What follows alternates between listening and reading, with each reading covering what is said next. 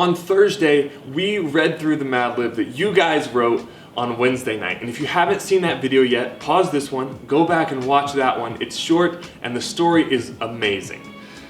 But at the end of that story, we were all left kind of disappointed because there wasn't really a resolution. It just kind of ended abruptly and we were left in the middle of the action.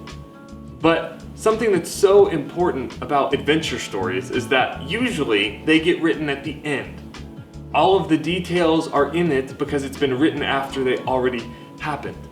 But unlike most adventure stories, our stories of faith don't get written at the end. They get written along the way. Kind of like Star Wars.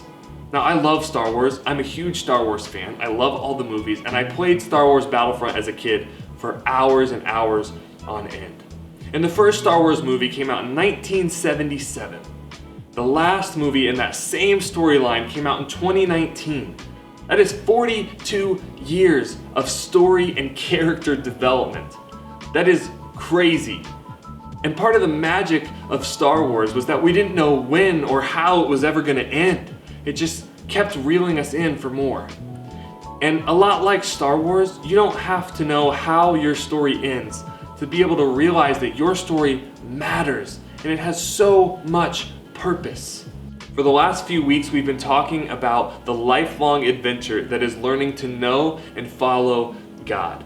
First, we talked about how knowing God is an adventure, not a formula. And we talked about how you have to find the different ways for you to connect to your Creator, and that we all have unique ways of doing that. Next, we talked about how important other people are on our journey, and talked about how our relationships are not an accident, they are a choice.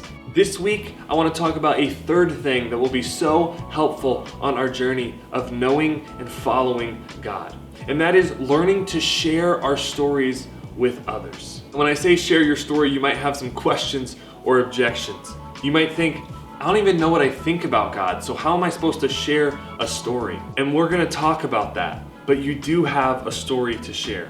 Or you might think, I still have so far to go on my journey. How am I supposed to share my story?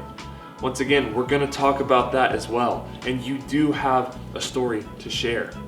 Or you might think, how is sharing my story supposed to help me get to know God better? I thought the point of sharing my story was to tell people that I had already gotten to know God.